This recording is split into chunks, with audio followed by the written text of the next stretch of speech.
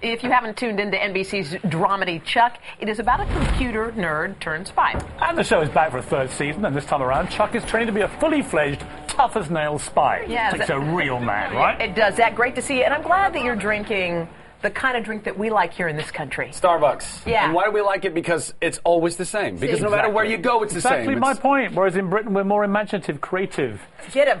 Zach, you could end up give with it. some random tainted cup of tea in your very nice You could be China. dangerous and experimental, Zach. Come on. Set it free. That's what you're saying. Did you know, by the way, the Beatles, I think in 1968, had all top 5? They had 1 through 5 in the top 10. You're right. They're That's much bigger than amazing. Elvis. Whose side are you on? Bigger than Elvis. By the way, Whose side are you on? I'm such a Beatles fan. I actually introduced Paul McCartney to Heather Mills. Did you really? Absolutely true story. Was that a good thing? Well, 5 years later, 5 years later, he said to me, he rang me 5 years later and said, "Hey man, thanks a lot. thanks It cost a me lot." $50 million. All right, Zach, let's talk about your show. You are back, and this is one of those shows that came back because of massive, massive support from the people, wasn't it? Yeah, you know, we have the best fans in the world, and they all they stood up and they raised their voices and they said, "We love the show and we don't want it going anywhere." And they were smart because they patronized one of our main sponsors, Subway.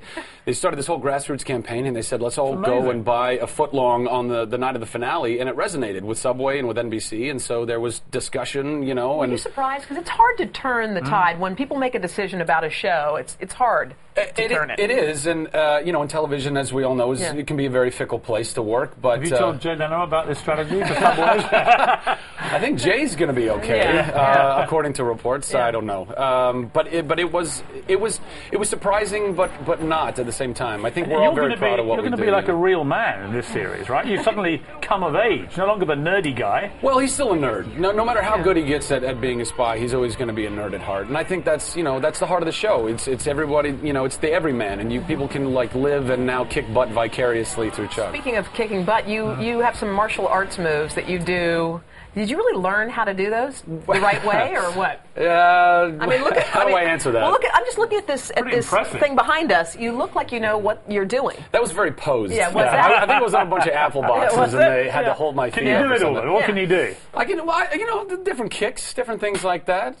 Punches and things. It's the hard part is making it look like I'm not a wet noodle. I'm a very long, lean guy. So it's not always the most graceful thing. If somebody took you on in the street after the show, just came up and took it. Could you defend yourself now with the old martial arts? No. I'm an actor.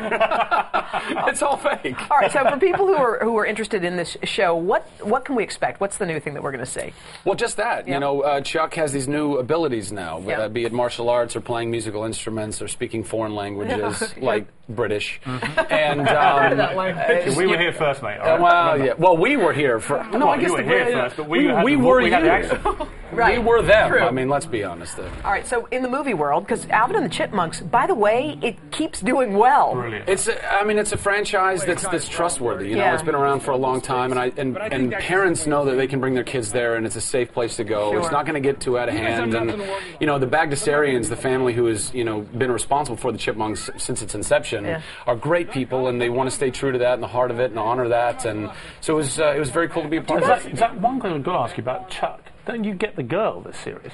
I mean, this is a big development. This season, you got to tune in to find out. There's some. It comes to fruition in one way. No or denial, another. though, right? I can neither confirm nor deny those allegations.